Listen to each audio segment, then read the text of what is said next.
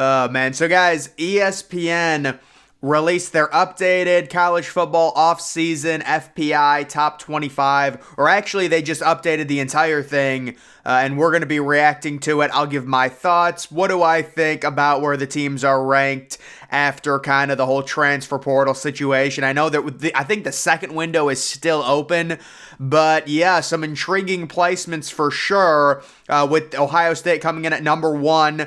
That doesn't surprise me. What does surprise me is that Ohio State is 3 points in front of Alabama. So what this analytical ranking system is saying, if Ohio State faced Alabama on a neutral field, they would be 3-point favorites. They'd be about 3.5-point favorites versus Georgia. The thing that's important to remember when it comes to these rankings, a lot of this is quarterback weighted. So the fact that Ohio State, Alabama, and Georgia, none of those teams return their quarterbacks, none of them have the advantage.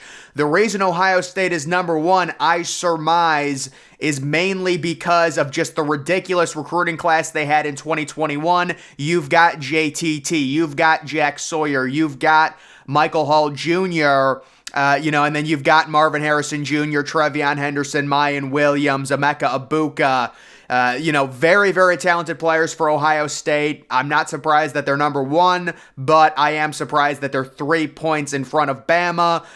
With Ohio State, I think it's going to come down to the offensive line at this point. You could say, well, McCord didn't look good in the spring game. Let's be honest, that's meaningless. People will forget about that in a week. It just comes down to the offensive line. Ohio State really had a bad offensive line coach. They weren't able to recruit it. I know Justin Fry's come in. He's been a little bit better, but this is kind of the year where we were waiting for the chickens to come home, and it's looking like this is the year. Ohio State has virtual no talent when it comes to the offensive tackle position, and that could really hurt. Maybe they'll get some late transfer portal kid, but we will see. They should have a really good defense, but they are number 1 in terms of the analytics.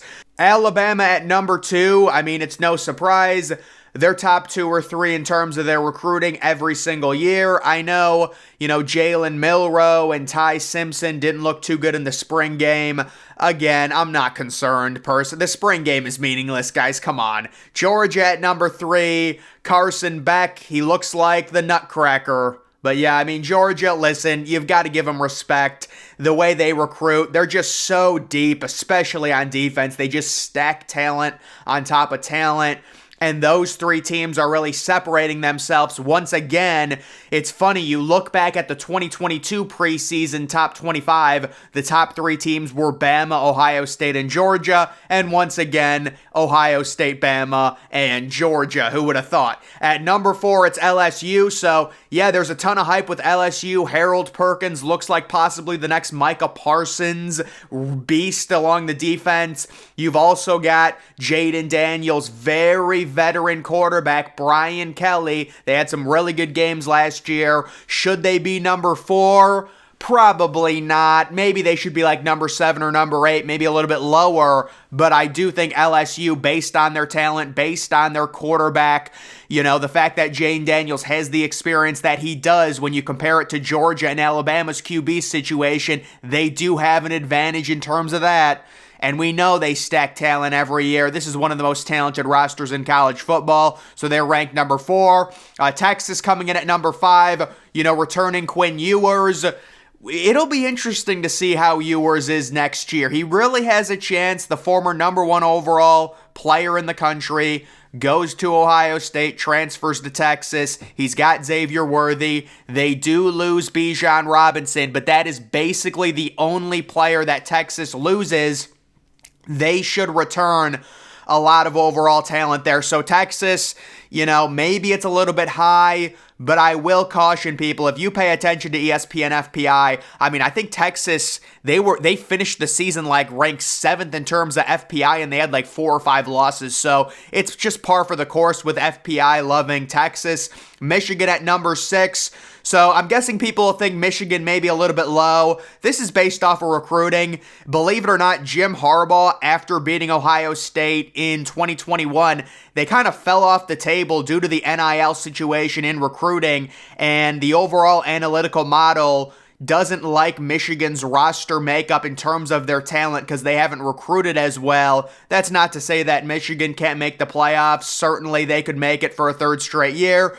They could beat Ohio State at home, absolutely. But in terms of ranking these overall rosters, Ohio State is head and shoulders better than Michigan, right? I mean, J.J. McCarthy, he's a cute little player. He's a good game manager. That's a cute program. I like Michigan, man. I really do. But it's just a different level when you're talking about Ohio State, Alabama, and Georgia. But Michigan comes in at number 6. You got to give it to them. You've got to respect it.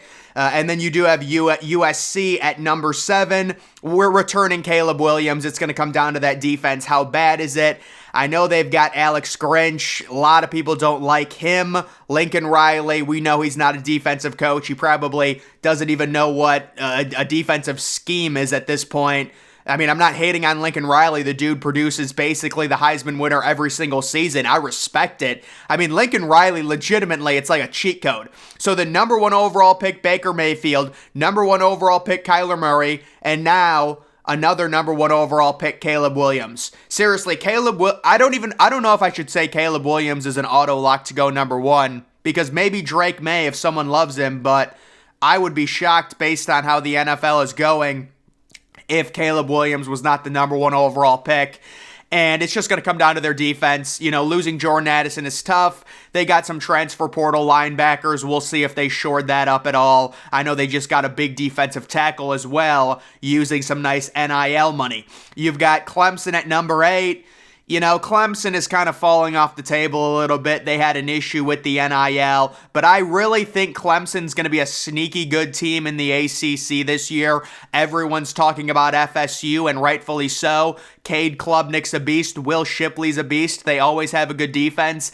People are underrating Clemson right now. They will be good. They always build a good roster. Notre Dame at number 9 with Sam Hartman. You know, it's a fine ranking for Notre Dame, maybe a little bit high for me, but their defense should get better. They've got a super elite offensive tackle, Joe Alt, I believe, who could be a top 5 pick. So yeah, really getting that transfer in Sam Hartman, who was really good in the ACC, that should at least give them a chance at home against Ohio State, but I did see they were 7-point underdogs according to the early Vegas line against the Buckeyes. And then you do have Penn State at number 10. I would actually move Penn State up to like number 6. I love Penn State. But, you know, you're breaking in the new 5-star quarterback. They do have young, really good running back talent. They're always going to have a good defense, even losing Joey Porter Jr., who's going to be a first-round pick. I'm really high on this team. This year, so Penn State gets Michigan at home. To me, that's a must-win game for Penn State. I mean, it really seems like 3 years ago, it seemed like Ohio State was far and away number 1. Then Penn State and Michigan were fighting for 2 and 3. But now Michigan has made a jump. And right now, the Big Ten, Ohio State is very clearly number 1. Michigan is very clearly number 2. And Penn State is very clearly number 3. Penn State needs to beat Michigan at home. And they need to make that game the whiteout. You know, I know it's late in the season, but you've got to do it. They need to beat Michigan this year at home, because if they lose to them, you're looking at another road game next year. They've got the talent. Penn State needs to go 1-1 against Ohio State and Michigan. Bottom line, it needs to happen. The jump has to happen. And actually, Penn State's got to be very happy the playoff is expanding to 12 teams. You've got Oklahoma sitting at number 11.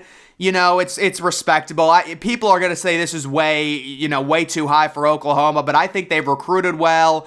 It was a fluke year last year with the injuries. They're returning their quarterback. They should be much improved next year. Tennessee at number 12, that's pretty much right for them. I need to see Tennessee do it again, and especially now without Hendon Hooker. I know they've got Joe Milton with the huge arm. He's going into his 7th year. You've got, the Nico Lamanleva, the NIL 5-star QB. We'll have to see who wins that job. He's going to be a true freshman. You've got Oregon returning Bo Nix. I'm actually a little surprised Oregon is not inside the top 10, because I know ESPN's motto loves returning quarterback production. So, Bo Nix, almost a Heisman contender last year, returning, kind of surprised. But yeah, Oregon should be good, but the Pac-12 is going to be a complete mosh pit next year. FSU at number 14, I would have them higher. Jordan Travis, the breakout year last year, the overall talent that team is getting, they got to be a preseason top 10 team. I know it might be one of those things where it's too much hype, but you got to give it to them. Utah at number 15, returning Cam Rising, but they are losing some players. I think the big issue for Utah, it's just there's a lot of good quarterbacks right now in the Pac-12. They might end up losing 3 games in conference play. Ole Miss at number 16, you lose Zach Evans, you return Jackson Dart. I don't know, man. I would probably rank them like 23rd or 24th. They've got talent, but it always seems like it's never an elite defense with Ole Miss under Lane Kiffin. Lane Kiffin never has elite defensive teams. TCU at number 17, so yeah, I mean, what a complete joke that was last year with TCU. It was an embarrassment for all of us. You can't lose 65-7. I mean, you've got, FCS teams putting up a better fight against Georgia than that. It's just horrible for the national stage. And at this point, I mean, I think everyone's just trying to forget about TCU. So they're ranked 17th. I think they just threw them in there kind of as a courtesy, because they made the national championship. But it's just a sad situation with TCU. I think everyone's ready for TCU to go 6-6 next year, honestly, after they embarrassed the college football world by putting up like a Division II type effort in that national championship game. Florida at number 18. Florida got completely screwed with the Anthony Richardson situation. That kid was not ready for the NFL. He goes to the NFL anyways, and you know what? He gets rewarded. He's going to be a top 5 pick or maybe a top 10 pick. It's unfortunate if you're Florida. I know they're recruiting a lot better this year. They're always going to have talent. I mean, you're in Florida, you're a major program, you're going to get at least solid top 15 talent in terms of rosters in college football. But we know how the SEC is. Florida's, let's be honest, they're probably going to lose 4 or 5 games. A&M at number 19. So A&M, they go on their spending spree, the 2022 class, the NIL crap. They have the disaster season, but I actually think they're going to be better this coming year with all of those true freshmen maturing and becoming sophomores and getting some playing time under their belts. So I think A&M could be a top 15 team this coming year for sure. Wisconsin at number 20, that's going to be a good football team. That really is. The transfers they've gotten at quarterback, you've got Braylon Allen, the running back. They're going to be good, and they're going to be tough to beat at home. Luke Fickell, great coach. Yeah, so I would have Wisconsin probably at like 14 or 15. You can't rank them too high. Washington at 21, so that's kind of surprising that Washington is ranked that low with what they return. I've seen a few different NFL 2024 mock drafts that have Washington have 4 or 5 first-round picks. It's pretty crazy, but Washington, again, the Pac-12 is a mosh pit. They're theoretically, Washington could make the playoffs, but they could also lose 4 games. Texas Tech at 22, I'm not buying it personally. I guess they return a lot, but 22 is pretty steep for them. Baylor at 23, it's respectable. Baylor's a solid program. I've got no issues with that. Oregon State at 24, coming off that nice bowl win. They've got DJ Uiagalelei, the transfer quarterback. We'll have to see how they end up. That'll be a fun little situation to follow. North Carolina at 25 with Drake May. What a bipolar season they had last year. They started off great, and then they couldn't win a game down the stretch. But with Drake May, you know what? I'm starting to compare the Drake May situation with North Carolina to Justin Herbert with Oregon. It's just like his talent is really good, but with the overall roster makeup, they really can't win that many games. UCF at number 26, so they are changing conferences. They will be in the Big 12. They're always a really solid team. Are they returning Plumlee at QB? If they are and he's not injured, that could be a scary team. Kansas State at 27, outside looking in. They had a solid year last year with Martinez. We'll have to see. Kentucky at 28, they lose Will Levis, but they did get Devin Leary, the transfer from NC State. So I'm expecting Kentucky to be solid, maybe a fringe top 25 team. Miami at 29. Yeah, I don't know what you do with Miami. They've recruited decently enough. They've got a few 5-stars on that roster. They've got a really talented defensive line, or at least one talented defensive lineman. I don't know. We'll have to see. I don't think I've seen a quarterback like Tyler Van Dyke regress as quickly as he did. There was kind of a rogue rumor that Tyler Van Dyke might transfer to Alabama. I don't know how true that is, but we'll have to see with Miami. Arkansas at 30. They're returning. Are they returning? I think they are. Yes, I got Malik Cunningham and KJ Jefferson confused. They are returning KJ Jefferson. So, yeah, Arkansas is a fringe top 25 team, and then Michigan State gets a shout out at number 31. They had the great year with Mel Tucker, made the New Year's Six Bowl, and then last year they were terrible. It's just going to be tough for Michigan State. They just don't have the talent to compete with Michigan, Ohio State, and Penn State. Could they upset one of them? Maybe. But best case scenario for them is going 1-2 against those three teams. You're just not going to be, I would say, competitive in that division with the talent that you currently have. So that's kind of the top 31 FPI rankings. It's as it updates with the roster changes. But guys, that's going to do it for this video. Make sure you're following me on Twitter. Link to that's always in the description.